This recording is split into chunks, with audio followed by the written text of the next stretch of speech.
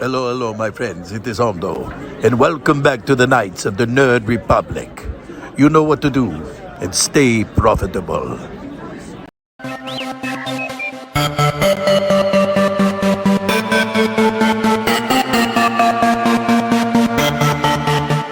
The Nerd Academy podcast is released weekly at 12 p.m. Eastern Standard Time, available on our website at www.thenerdacademypodcast.com and wherever you listen to podcasts. You can find the Nerd Academy podcast on Facebook, Twitter, Instagram, and YouTube. You can also help support the show by going to patreon.com/The Nerd Academy podcast, where every donation allows us to bring you more exciting content every week.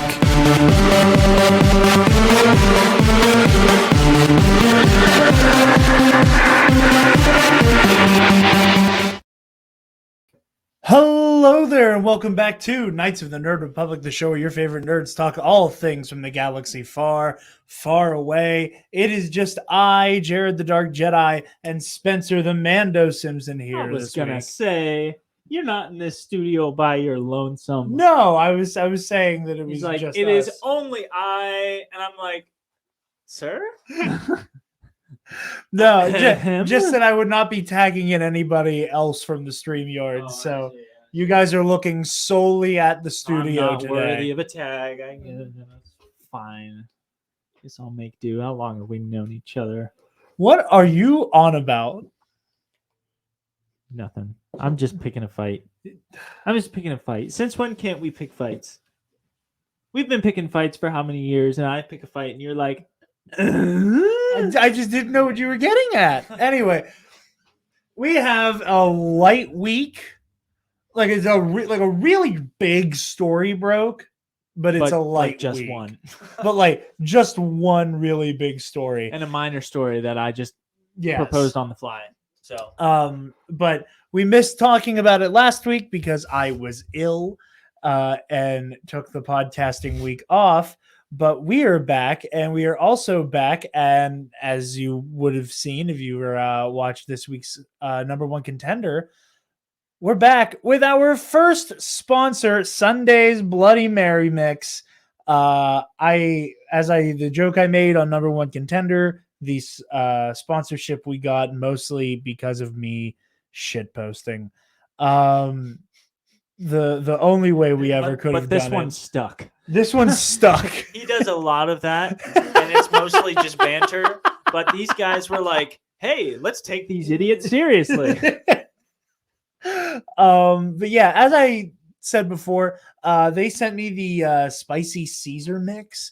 I finally was feeling well enough to try it on Saturday, and it knocked my socks off. As a bartender, as somebody who loves Bloody Marys, as somebody who enjoys making them, I like making them from scratch. That's a lot of fun for me, especially because if I'm making my own, I'm very much in control of the flavor, and in particular the heat, and I can kind of do my own thing and make it taste exactly the way I like it to. The Bloody Mary mix with like the spicy Caesar, the award-winning spicy Caesar, which I'm not. This is weird, isn't it? This boy wants more sponsorships. He is hamming this up. Hey, listen, I am very happy with just our friends at Sunday's Bloody Mary right now. Going above and beyond over here. It's really good, man. Like I don't do Bloody Mary mix. I don't care for Bloody Mary mix on the whole, but I really like the spicy stuff, and I'm looking forward to trying the mild at some point. You can also get all kinds of other Bloody Mary accoutrement. They got their monthly subscription box. They got some rim salts. They have a vegan version of their Bloody Mary mix, and also some garnishes. You know, you got some okra, some dilly beans, and some pickled asparagus. I personally like garnishing Bloody Marys with pickled asparagus as well. In fact, I think that is the only reason why they found me on Twitter, because I took a picture of a really good-looking Bloody Mary I made at work, and I put some asparagus in it. And I think that I just kind of like algorithm my way into them seeing me and going, oh, but what if they sponsored the podcast? That would be really funny. And then here we are. So go get your Bloody Mary on. Use code TNAP at checkout, and you'll get 10% off, and also help out your favorite bunch of nerds in the process. You know, this is a sidebar about pickles. I did not realize how many things were pickled besides cucumbers. You can pickle so many things. Apparently, you can pickle a lot of things. Like a buddy of mine gave me a jar full of pickled cauliflower, and he was like, "Yo, Oh yeah, yo, tried this pickled cauliflower." Pickled cauliflower, And I slaps. ate it, and I was like, "This isn't horrible." Like if I was a guest in someone's home and they served me a plate of pickled cauliflower, I would not leave there hungry. Yeah, But he's like, "Oh man, I'll just sit on the couch, with the TV on, eating my jar of pickled cauliflower." And I'm like, "All right, it's all right, but it's not." that's how I it's am not with like that. pickled pepperoncinis. This is like normal pickles anyway, but my mom and Kira with the garden this year made like homemade pickles, and one batch was like hella garlicky, bro. Vampires beware. Bro, oh my god, I was in heaven. This shit's great. But like low key though, like, and I don't mean to like do what I accidentally did on number one contender and dedicate way more time talking about just the concept of Bloody Marys in general. Pickled asparagus and a Bloody Mary, best shit. Like I think it has dethroned celery as like my favorite Your Bloody go-to Mary garnish. I have a bizarre question for you. Hopefully It's gonna we'll have an sound answer. really weird Okay. and Freudian. Oh Jesus. Okay. Do you think the rest of the vegetables have pickle envy of the cucumber? Like, of all the vegetables that are pickleable and that people frequently do pickle, do you think they are like jealous of the cucumber for getting the official term of pickle? I think that now that we're doing what we're doing, Sunday's Bloody Marys, and I actually start watching what we do, Sorry. and we're all gonna end up blocked on Twitter. And Code TNAP will no longer be. No, I'm kidding. No, I do think it is weird that like the cucumber has like sole pickle rights. It's like in a weird way where like in the 70s and 80s, Marvel and DC shared a copyright on the words superhero and also zombie. So like for the longest time, other people trying to tell stories had to dance around the terms superhero and zombie if they wanted to tell a superhero. This is where the term undead was walker, born. clicker, soups, capes, like all that kind of shit. I see. I think that we should push for the pickle equality. So any vegetable that is pickled then equality. becomes a pickle. Kind of like how in the South people say, "What are you having to drink, honey?" And they say, "Oh, I'll have a Coke." And then they say, "Okay, what kind?" "Oh, I think a Sprite will do." I would have an absolute. I mean, I don't think I would fare well in the South for many reasons. Chief among them is the Coke thing. And Like, the weather. I demand, yeah, You like the cold weather. I like the You cold. wouldn't do well down It's not there. even it's not even like a heat thing. It's like the second I break a sweat, the eczema is like beast Let's mode, get to work. and I'm gonna die. Like I immediately become pissy and bitchy and a Let chore us to be destroy around. this man's epidermis. Yeah. Okay, so there's our very long plug and tirade. So Yeah. We're gonna jump into the lead story here. Yeah, The let's big do one. it. All Take it right, away. cool. So this is the big story. Exclusive from. I said I was wrong. I said deadline in the car. It was the Hollywood Reporter. As long as it's not Variety, because I am still angry at Variety over that Eternals nonsense. I know you don't keep up with the news unless I put the news in front of you for this type of stuff. But did you see what Variety did? No.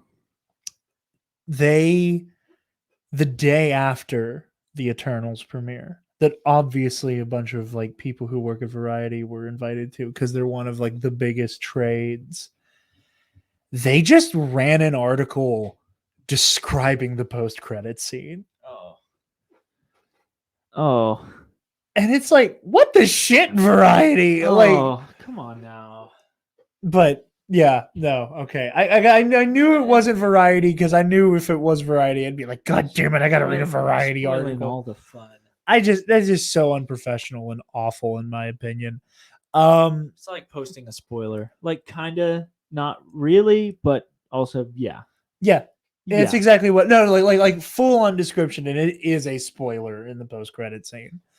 But we're dealing with the Hollywood Reporter, not Variety here. Hayden Christensen returning to Star Wars with Ahsoka series exclusive. This is from Boris Kitt. Just going to read directly from the article since it is an exclusive, and give credit is due. Hayden Christensen is staying in the fold of the Galactic Empire. The actor will reprise the role of Anakin Skywalker, aka Darth Vader, in Ahsoka, the latest Star Wars live-action series from Lucasfilm and Disney Plus. Multiple sources tell the Hollywood Reporter. Rosario Dawson is starring as the fan favorite character Ahsoka Tano, a Jedi Knight survivor popular on the animation side of Star Wars, who made her live action debut in the second season of The Mandalorian. In a highly award nominated episode of The Mandalorian at that. Plot details are being kept in the far reaches of the Outer Rim, but it is known that longtime Star Wars lightsaber wielder Dave Filoni was writing the series and exec producing with Jon Favreau. It is unclear how Skywalker, for that matter, Vader will figure into Ahsoka, which, like The Mandalorian, is set 5 years after the events of Return of the Jedi, and therefore Vader's death. The character of Tano is the Padawan apprentice, for the layman, of Skywalker, so the latter's appearance in the series could be in the form of flashbacks, but knowing a thing or two about how the Force works, sources posit the theory that the character could be a Force ghost. So, yeah. Spencer, your thoughts before we jump into speculation. Thoughts? This was kind of hinted at when Kenobi started to be talked about, and they were opening up about some of the production side of things from Kenobi, and I think, and like Kathleen just said it, right? Like you're just like, Hayden's back, he's playing Vader. Yeah,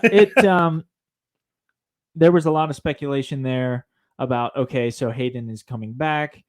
Is he going to spend any time during the show as a live action Clone Wars flashback? I think the greatest pitfall of the live action movies was fulfilled through the Clone Wars TV show, but we really didn't get as much of the Clone Wars side of things from the live action that I thought we really deserved as the fans. But thankfully, the Clone Wars TV show did a fantastic job of filling in those gaps, filling in those years, and helping to develop the characters so that by the time you revisit live action Revenge of the Sith, those character developments mean so much more. You can see what they went through. You can see the bonds that were formed through various situations, be they combative or otherwise. And I think a lot of people were still craving that live action depiction of Clone Wars events. I think that, and I don't want to, I love the prequels. It's not without its flaws. And, I talk about the prequels and also critique the prequels. You love them and critique them. And they're very much saved by the Clone Wars, in my opinion. I think like you and I have had this conversation 1,000 times, off air, off the record, but cut and dry, like I don't think Anakin Skywalker is a fully fleshed out character without the Clone Wars. I agree. Totally. I think that and again, it's nothing against Hayden.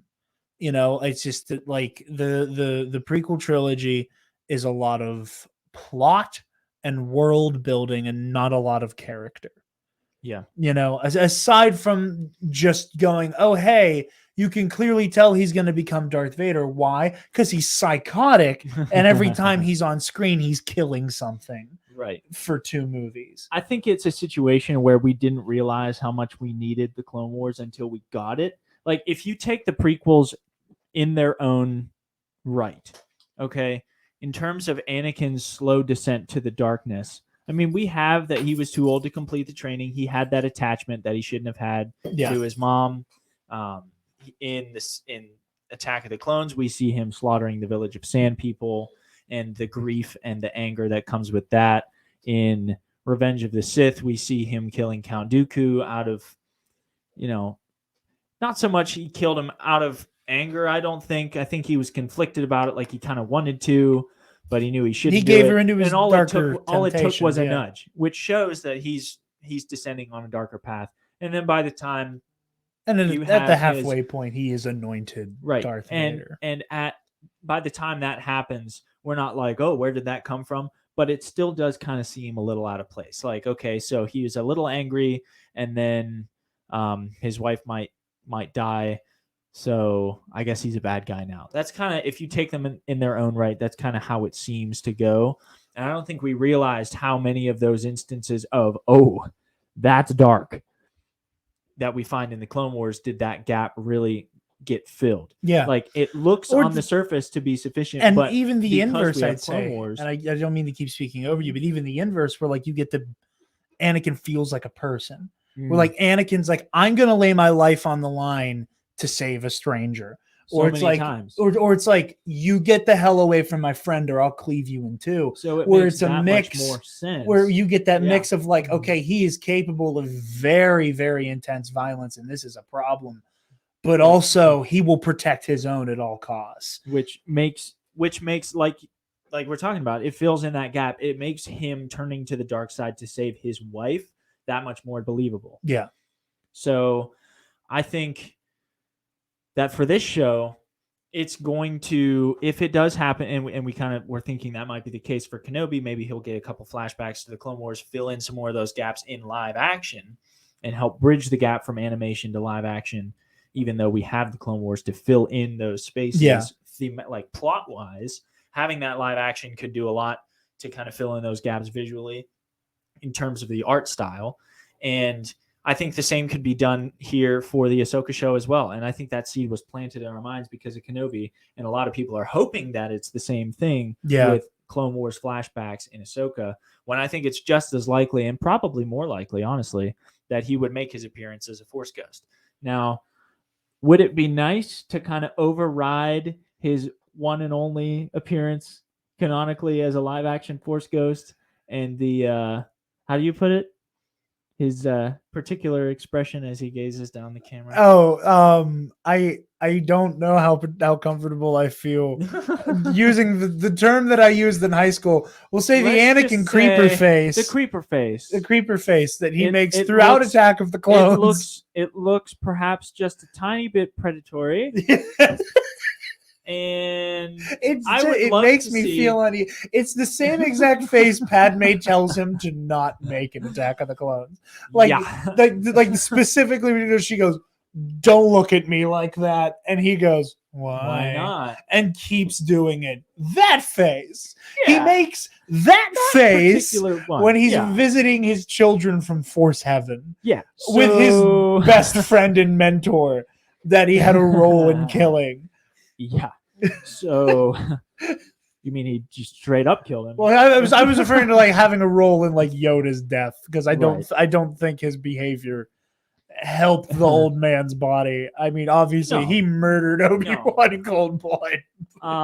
In any case, it would be nice to kind of have an overriding a second opinion, a second look to kind of course correct, or at least there isn't clearly stock footage of they like slapped Hayden's body on Sebastian Shaw's body. Make us forget as best we can about that Anakin's not savory. Anakin's making me feel unsafe face like this.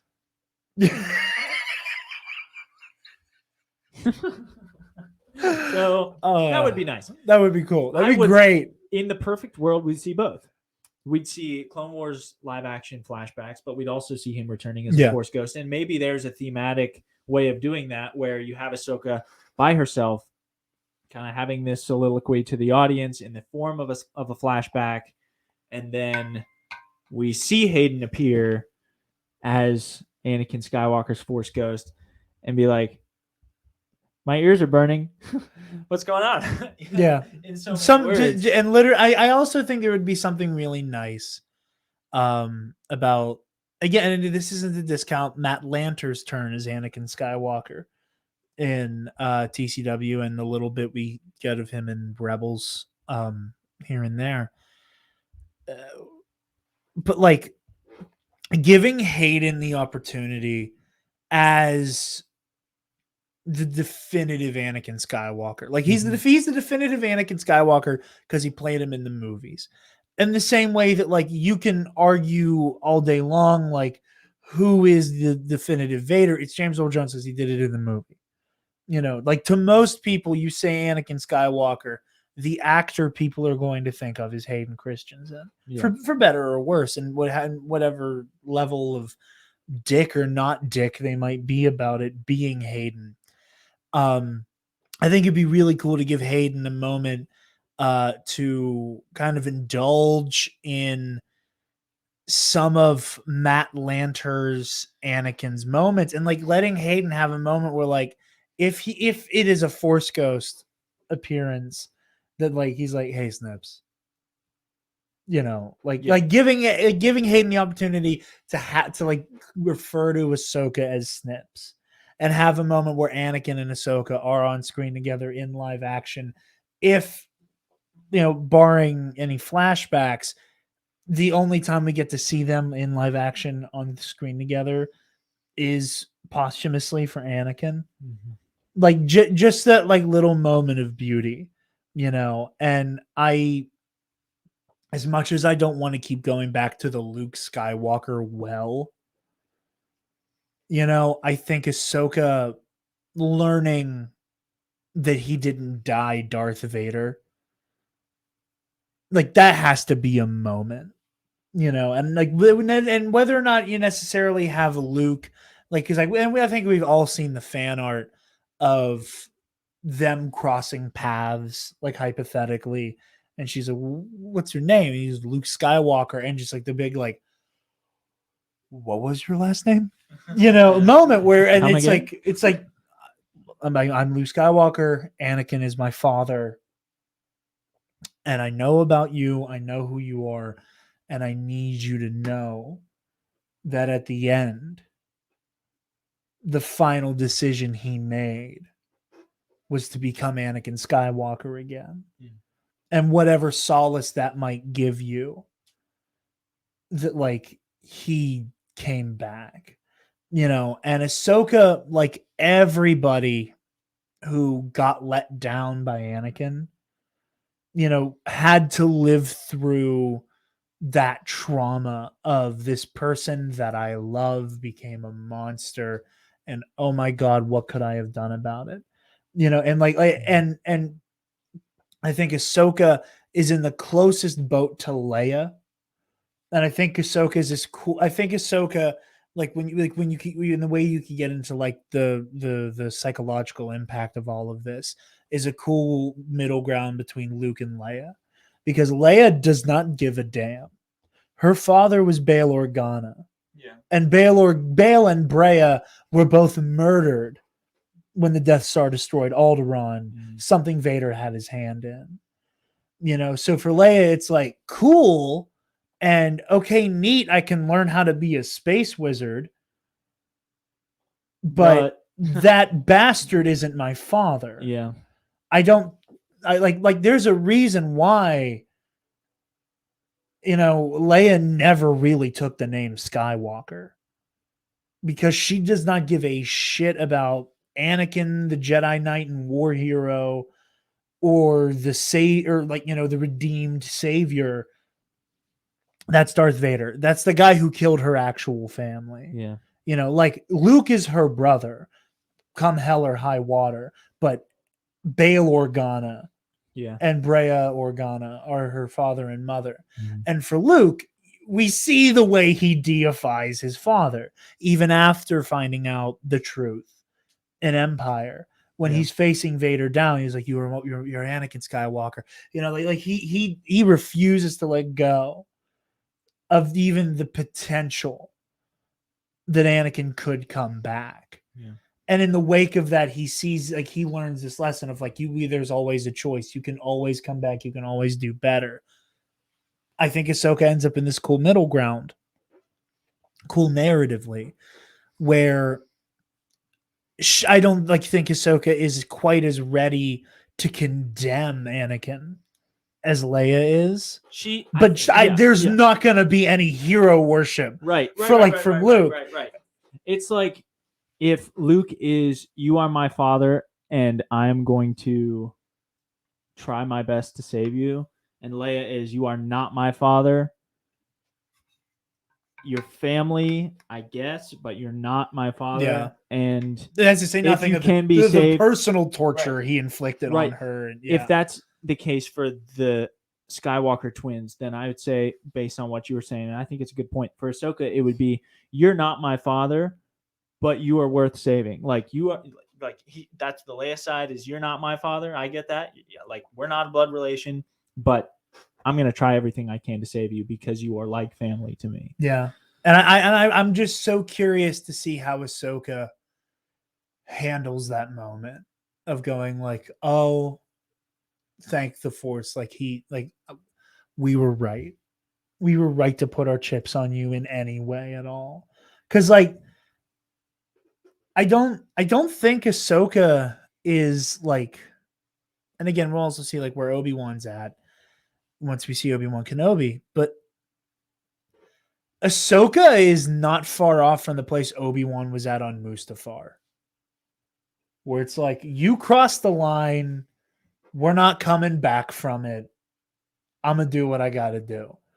And Ahsoka on Malachor, like very, like there are no bones about it. Like she is heartbroken that she's about to throw down with Anakin, but she was willing to kill him. Yeah. And given a choice, like not a situation where like Ahsoka has to like test her mettle against the greatest Jedi killer of all time, but like just given the choice between Ezra and Anakin, she would have picked Ezra. Yeah. Like she's saving his life before she tries to go back and treason with Anakin. And the only crack in that resolve ironically mirrors when she like gets a shot on Vader's helmet and she sees him in his eyeball and she sees his like well-defined cheekbone. It becomes real. She's like, that's Anakin, but that's not Anakin. And I think if she was determined, she was like, if I have to choose between you and Ezra, I will choose Ezra. I'm on board. But I think she doubts for just a second. The second landed a killing blow, she sees him eye to eye and like she freezes. And so there is still that Luke-like level of, there's a person in there that's good and I know you. This is not you. Like you are evil and you need to be put down if you can't be saved, but maybe you can be. Maybe you can be saved. Interesting question I want to posit before we wrap up the Ahsoka talk and hit Galaxy of Heroes real quick before we wrap up, because we are pressed for time and I'm on Bombad Cast in like 20 minutes. At time of record, there will be an outfit change and then you watch Bombad live and then you tune in on Sunday for nights. It's like, oh, it all happened at once. Do you think Ahsoka's experience with Vader in Rebels and then having to process the trauma and grief of his sacrifice plays a role in why Ahsoka feels so hardened in The Mandalorian? I think the seeds of that, like we were talking about earlier with Anakin's character, Filoni as a writer is good about, okay, this doesn't come out of nowhere. I think seeing where he was planning to go with The Mandalorian and where he wanted Ahsoka to be in terms of her mindset, in terms of her resolve, I think we saw seeds of that in the Siege of Mandalore arc in the Clone Wars, where we start to see her being like, okay, this is not the Ahsoka that we grew up knowing. Like this is a very different Ahsoka. She's got a more, not cynical, but definitely critical view, where once she was, drinking the Jedi Kool-Aid and she was like, I like that a lot. Like it's not the seeds cynical, of that but it's critical. It's critical.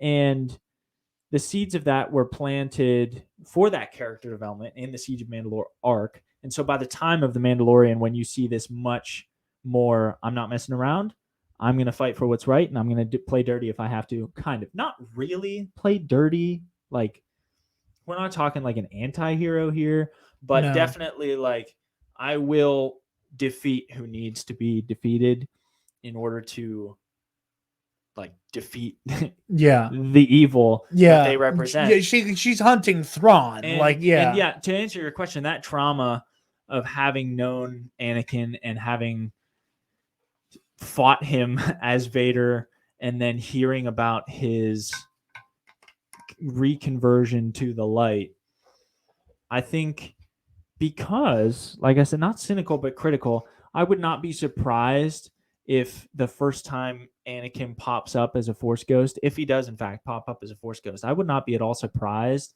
if she curses him out. If like space cusses his ghost out. Initial reaction negative, as my mom would say. Side note, I don't know if my dad would be happy I say that, but my mom refers to my dad sometimes as initial reaction negative, because like no matter what the idea is, he will immediately go, I don't know about that. But even if he eventually comes around. But anyway, I think Ahsoka, her reaction when Anakin pops up is going to be initial reaction negative. She's going to be like, I like that though. You've got some stones on you showing up here. And then like maybe I'm sorry. The last time I saw you, you tried to cut my head off. She'd be like, I know you're different. I'm really happy for you. I'm proud that you saved your son. But can we address the fact that you tried to kill me? And let's also talk about the other hundreds of Jedi that you did kill. Yeah. I think before trying to cut my head off. I think that let's talk about the 15-year-old I watched you try to kill before I walked in the room and distracted you from the child you tried to kill right in front of me before trying to cut my head off. I think that tension can be eased. God, that'd be so good if we like just even a little bit. Seeing somebody like sit Anakin down, even if it's posthumous, and go like, Mace Windu? Yeah. Hold on, again, Conversations in Force Heaven. I'd love to see. Go watch. Well, what was it? Coyote Mundi versus Lord Vindican. Like just Conversations in Force Heaven of just Mace going, I just want to talk.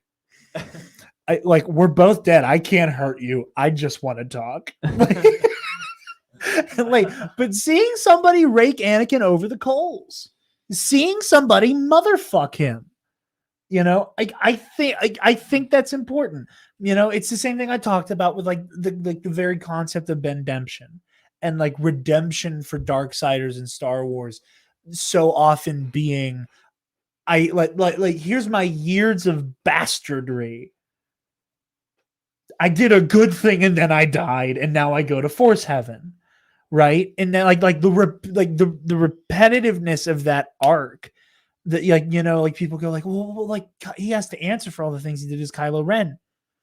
Yeah, that's why him living is more interesting than him getting the Force Heaven get out of jail free card. Right. You know, so like Anakin, like just getting cussed out by Ahsoka as a ghost. And us getting into the conversation of how redeemed is Darth Vader really? Yeah, you know, and like and then like you know, and again, like that's one of the beauties of Star Wars and the Force as a magic system is that you can have that conversation of, you know, yes, the Force realizes Anakin has been absolved of his sins as Darth Vader, but there's a whole lot of people who have not fully processed the Vader shit yet. I just had an idea. Okay. Introduce into Force Ghost Anakin Skywalker's character development survivor's guilt.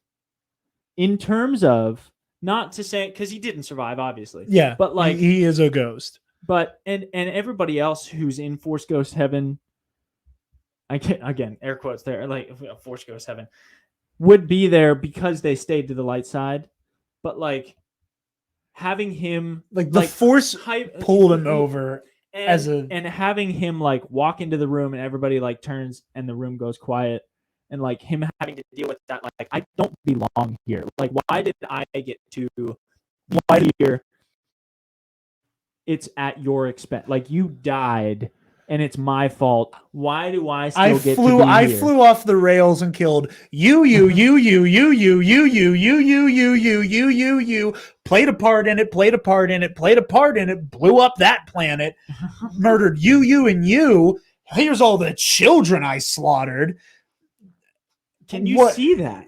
Because I can see that. Anakin as a redeemed Anakin, as Anakin Skywalker. And as much as we like to joke about it, like that. all of those Jedi, like they're seeing the big picture, and again, just trying to understand like the nether realm of the Force is so difficult, because like you introduce, like potential plot holes and like weird plot contrivances. If you think about it for too long or too hard, and you I think making peace with the concept of Force ghosts and like the Force afterlife, like, is the final stage of just like really just going with it when it comes to Star Wars's mysticism. And as much as we like to joke about like the awkward conversations in Force Heaven, where like there comes a point where like as a Jedi, like, okay, you've died, now you just get to watch Star Wars happen, right?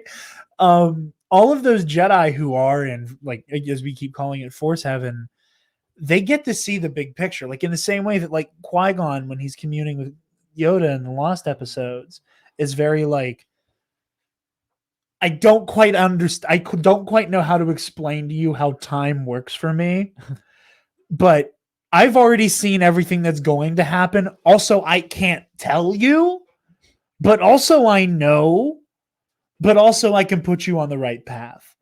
And the fact that everybody in Force Heaven has already seen the big picture, as much as we want to make the jokes, and because it's Sam Jackson, have, like the jokes about him, like literally motherfucking Anakin upon arrival, for killing him, or at least helping to do it. I think also like for Anakin to have to take all that in, of everybody going, yeah, we get it. Like we're all literally omnipotent now. We understand how we got here, and what you did, and now the events you've set in motion will make sure Palpatine is defeated again in 30 years. And the only dead people in Force Heaven who are going to have a difficult time forgiving Anakin are Anakin and Anakin. Like in that world, like, okay, we see the big picture. We're really sorry that we had to die to make it happen, but like, hey, you redeemed yourself and good came out of this. So we're good. It's cool. We're good. What happened? What's Anakin, happened has happened. If it's possible to experience, and the Force forgave you, and absolved you to the point where you are here. If it's possible to experience like that level of bad emotion in Force Heaven, like if you're not just overwhelmed with yes, or and that's to say that Anakin is not also immediately like inundated with, we know what you're carrying with you, but you need to look in the macro. Like, look at the sign on the door. You check your bags here, and then you come in. Assuming that doesn't happen, I think Anakin has the hardest time forgiving Anakin. Yeah, and I think having that discussion with Ahsoka could be really interesting. And having that, okay, listen, son, do you know how many people? Yeah, I know, but you understand, like Force Heaven, Valhalla is filled with the screams of your victims, and you're just gonna like, well, and you're like, I know, listen, I know, and I'm really sorry about that, and that tension can be eased a bit from a snarky Anakin remark, like old Anakin snarky remark, and Ahsoka just like rolls her eyes and she's like, "You're not going away, are you?" He's like, "Nope." She's like, "All right, well, fine." It's like, because the kid that likes me has forgiven me. I'm going to do more harm than good trying to talk to the other kid. Yeah. I need to make peace with somebody, and it's you. And you deserve it and want peace made. I think Ahsoka would. There's just so many amazing like story beats that are on the table here.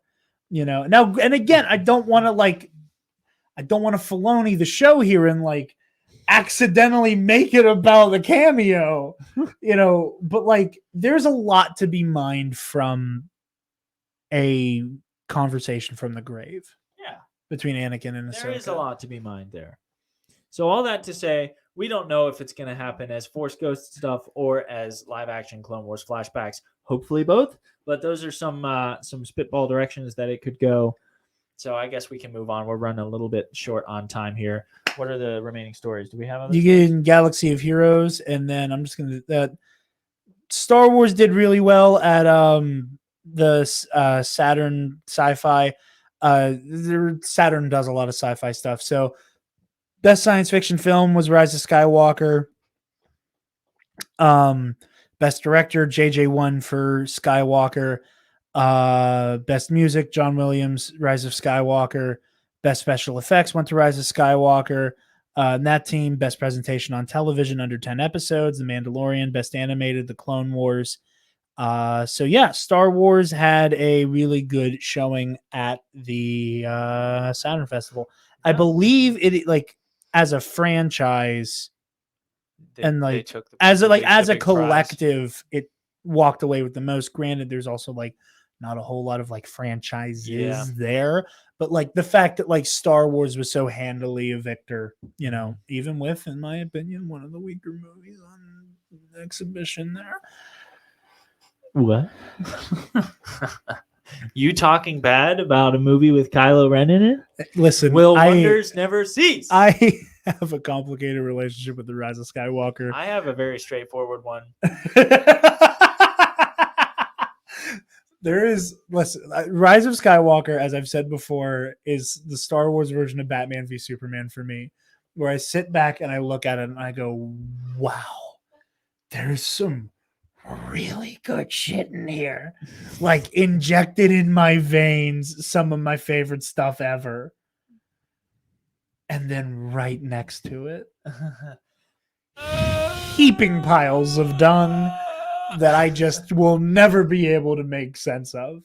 But quickie Galaxy of Heroes before we wrap up here. Yeah, so I don't know how many of our listeners are Galaxy of Heroes people, but if you don't know, it is a mobile game that's been going, golly, it's been around for years now. I think since before Rogue One came out, I think that was the first event that I remember happening. Like they were putting out characters for the Rogue One movie.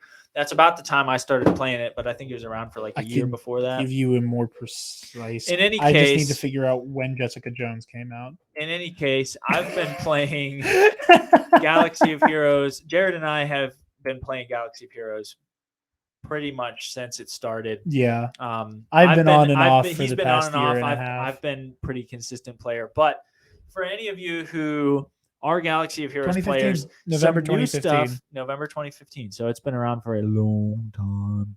In any case, there was a sizable update to Galaxy of Heroes. This morning it dropped, and some of the Galaxy of Heroes focused YouTubers like Arnold 101. He's already reported on this kind of stuff, but in case you don't follow him, so it looks like they're finally buying into the idea of the oh golly, what is it? A battle pass? Yeah. So ever since we started, there's like a daily login reward, but they changed the interface to make it look like shortly down the line you can tab between different login reward systems. And this is what it says about the login calendars. It says that they have reworked the login calendar with a new look, and additional calendars can be activated for extra daily rewards. These calendars can be free, or they can be purchased, or they can coincide with special occasions or monthly themes. So that's pretty cool.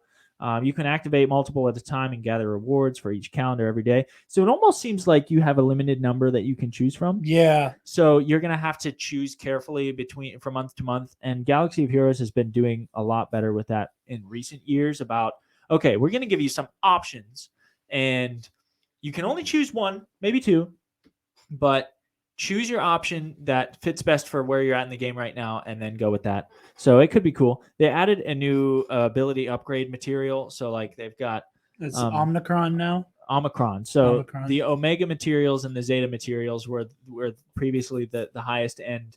The Zeta was like the really good abilities you could upgrade with them, but now it's Omicron, and Omicron materials. Extra sauce. It even though, never mind, they're totally out of order in terms of actual Greek alphabetness. Anyway, But it's in cool sounding order. but it's cool. Omicron sounds cool.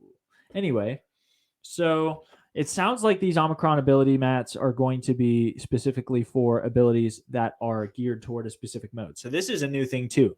They released this morning the Boba Fett Scion of Django is a new character, and I'm gonna let you keep riffing. I'm gonna go do my Bombad cast quick change real quick. Go for it. Keep talking. So for Boba Fett Scion of Django, that is a new character that they just added that unlocks at the highest rarity at 7 stars.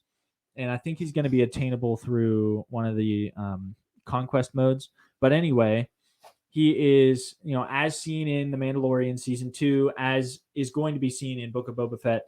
That is the new version of Boba Fett that they've added. And he's the first character that is going to have abilities specific to different game modes. So they're starting to introduce this thing where certain characters will have extra abilities that only apply to a certain kind of game mode. So like perhaps some characters will only do extra well in PvP arena. Perhaps some will do extra well in conquest. Some will do really well in guild versus guild territory wars and territory battles and stuff like that. So Boba Fett's character is going to have additional abilities for the territory wars, which are the guild versus guild ones. So that's interesting. That kind of opens up some doors for potential stuff moving down the line. I think some characters are going to get some reworks that'll kind of introduce more of that into older characters. But those are all pretty interesting things that are coming to Galaxy of Heroes. I'm interested to see where that's going to go. But the conquest mode has been a very cool and welcome semi-recent addition to the game. I think it's been around for like 6 months now, but I'm pretty much done riffing, and Jared chose to leave like right when I was about to be done riffing on this. So what else can we talk about here today, friends? Let's hit him with one of these. Maybe we can no, I'm not smart enough. Maybe we can do one of these. Let's see. Let's hit some of these outtakes. Let's try this one. Death to all of them. Yeah, that's good. How about he's gonna be mad I played that. How about give me $1? Give me $1. Okay. Well, this is kind of awkward. I'm not gonna lie to you guys. But let's just talk some more about Galaxy of Heroes, shall we?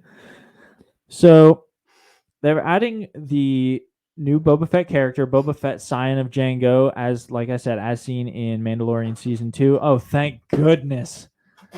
I quit. I was done riffing like 2 seconds after you left, and I've been just awkwardly filling in time ever since you left. That was horrendous. I'm so sorry that you guys had to deal with me all by myself. Wrapping up the show. This is why Jared. Yeah, but I'm not good at that. You know how to do it. Although I did. Really funny when I did play Give Me $1.